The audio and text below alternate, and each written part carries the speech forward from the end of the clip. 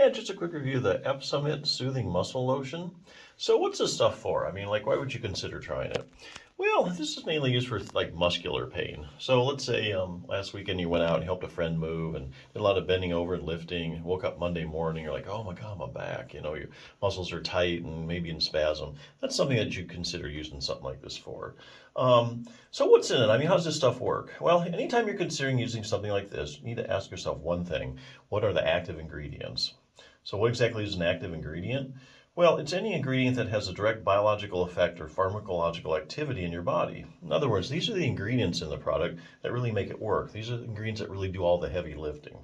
So in the case of Epsom-It Soothing Muscle Lotion, as far as I can tell, the main active ingredient is magnesium sulfate, okay? So how does that work? How does magnesium sulfate get rid of pain? Well, basically, it blocks these NMDA receptors. I won't get too technical, but these NMDA receptors are involved in pain perception. So this magnesium sulfate kind of blocks those, so then you don't perceive the pain. So that's kind of how that works. So is this temporary relief, permanent relief? I mean, how does this stuff work exactly? Well, you know, I think if you have mainly muscular issues, like going back to the example, if you know you helped a friend move, you did a lot of bending over, let's say you did a lot of gardening, you know, your muscles are sore. A lot of times when muscles get sore and they can't, and they're painful, you know, they're doing things that they're not used to doing. You know, they have pain, it causes them to go into spasm, then you have pain again, you know, the spasm creates more pain. And what you have going on is this pain, spasm, pain cycle. So if you have that going on, this is very helpful. I think this can give you a permanent relief. Basically, what it'll do is it'll kind of break up that pain, spasm, pain cycle. So you put it on, pain goes away, you've broken up the cycle. You may have to do that a couple times. But once you do that, then you've interrupted the cycle and your muscles are back to normal. Fortunately, there are a lot of cases where, you know, you have chronic long-term pain, kind of like, let's say, knee arthritis. So, you know, you have like an arthritic joint. This may just give you temporary relief. You just kind of have to try it. But a lot of times it doesn't. So, but I think there's a way actually to use this to get more permanent relief in conditions like that. So you really kind of need a multi-pronged treatment approach. You need to be doing several things. So let's take the example of like knee arthritis. So what's good for knee arthritis? What are some good treatments?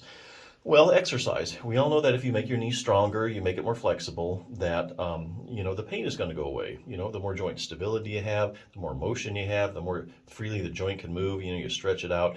You know, pain gets a lot better if you improve those things. But you can't do that right now because your knee hurts. So what you do is you put on some of this lotion and you start to get the pain down or it goes away. Now you have a little window of opportunity to do other things to give you the long-term relief.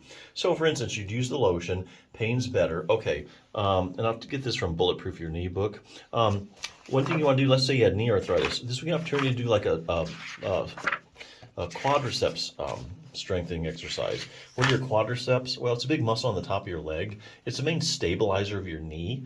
What researchers are finding that if you have just about any kind of knee problem you can name, I can probably show you a study where researchers have taken a bunch of people with those knee problems, looked at all the muscles around the knee, and find you just had problems with the quadriceps muscle. So I give an example, knee swelling in the quadriceps. Another study demonstrated that even if you have as little as 20 milliliters of fluid in your knee, but that's just over a tablespoon, it's enough to decrease the strength of your quadriceps muscle. So if you have any kind of like, you know, acute or long-term swelling in the joint, it takes its toll on your quadriceps.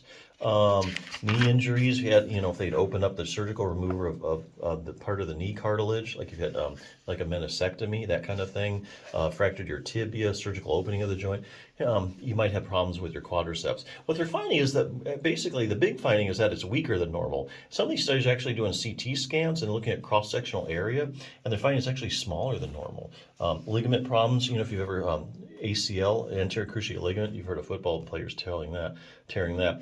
Here's one study of people who completely ruptured their ACL, found that the strength of their quadriceps muscle is injured leg was decreased by 25 to 30%. So you're taking a muscle that's a big stabilizer, you're knocking its strength down 25, 30%. I mean, it's going to be hard to come back and become pain-free unless you get it stronger. Posterior cruciate ligament, medial collateral ligament. Here's going knee arthritis in the quadriceps. So if you Google knee arthritis and quadriceps strength, you're going to find practically every study shows that people with knee arthritis have quadriceps weakness. It's not necessarily the other muscles like the adductors or your hamstring. Basically, it's just the quadriceps muscle takes a big hit. Well, likewise, there's randomized controlled trials showing that if you strengthen your quadriceps muscle, the pain starts to go away. And some of these studies are even showing that the stronger your quads are, the least progression of the knee arthritis you have. So basically you want to do at least one quadriceps strengthening exercise. Other things you can do, for instance, knee flexibility, like I mentioned earlier. We all know your knee bends and straightens.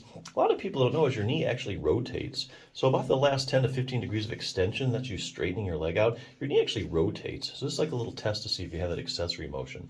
So they call that an accessory motion, but this, you need that for a fully functioning knee. But anyway, you can't do all this stuff now, but if you put this stuff on, it'll give you a window of opportunity to do these things, week by week. Everything gets more flexible, stronger.